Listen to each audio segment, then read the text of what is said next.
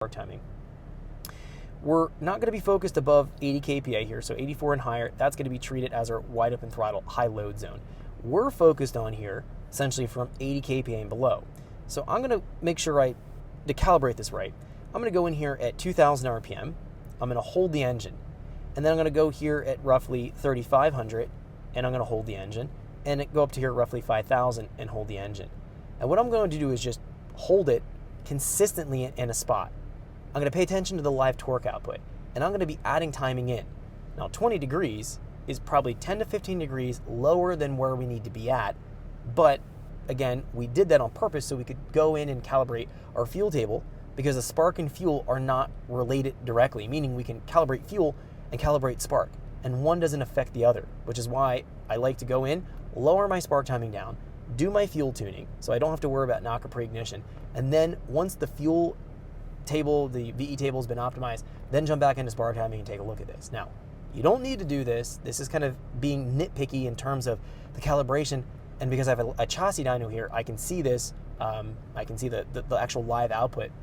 Now, if you want to skip this, as I mentioned before, you can go in here and probably run from 66, 63 kPa and below, from probably 2,500, 2,200 and higher. You could run this at 30, 35 degrees, part throttle, for most any engine, and that'll run pretty good. You might be able to optimize that further, but that you get you in a pretty good starting point. Then you can just blend between off idle here and up to that point, do a vertical and horizontal blend, kind of blend that in.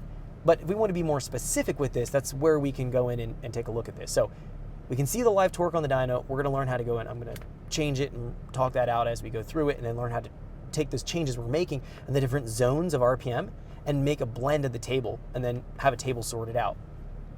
You can do this without the chassis dyno. There's another way to go about this, a little bit more difficult. Let me just explain it before we go into actually modeling this on the dyno. Now, if you don't have a chassis dyno, but you have a flat stretch of road, and you can drive down that flat stretch of road with no pitch change in the road, you're gonna have someone drive the car. You're gonna be sitting with the laptop. You're gonna tell them, drive at 50 miles per hour. And you're gonna be figuring out where that puts you in whatever gear you're in the table. What you're going to do is tell them to hold you there, and you're not gonna have cruise control on.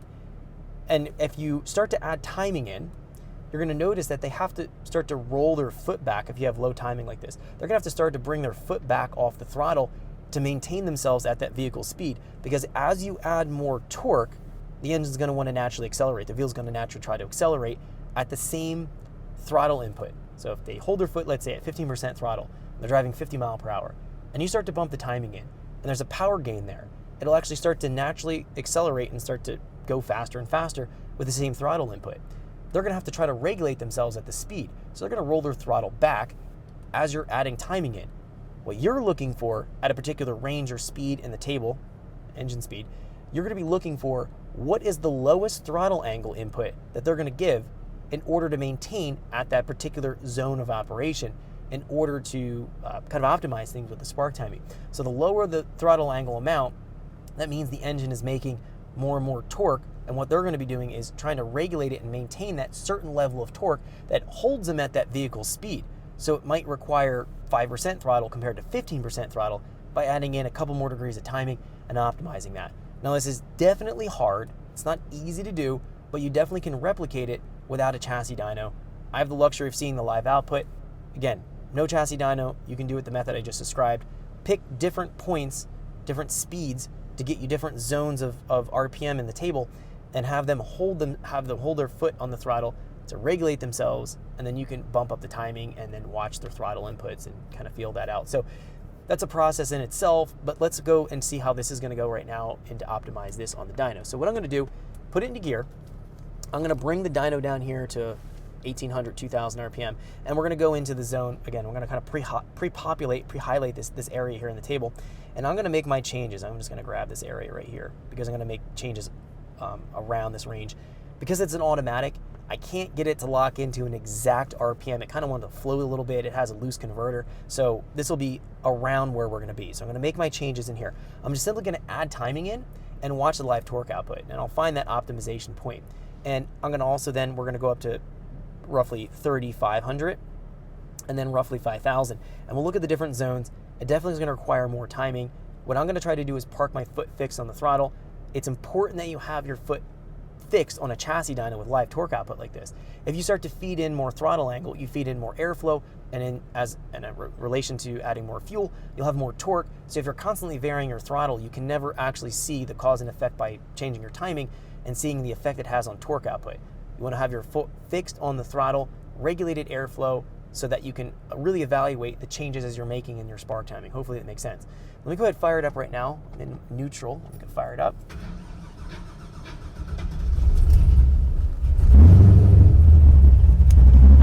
That might be in gear here. We go pop it ahead in gear. Okay, looks like I was in gear there. I had to pop it at. I was in drive. I popped it into neutral. I wasn't quite in neutral, I guess, when I parked it in that last video or that last driving cycle.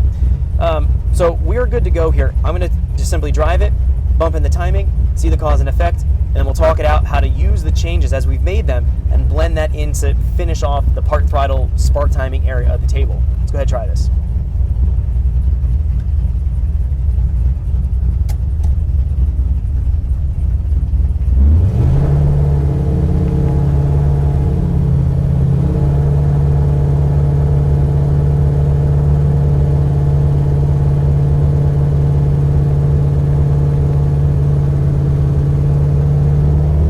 Thanks for checking out our teaser clip. If you want to see the rest of this video and more than 500 hours of current EFI training we have to offer, make sure you click right here. If you want to go and check out more teaser clips from this training course, click here, and you don't want to miss any of the videos we're going to be releasing on this channel, so make sure you subscribe and click here.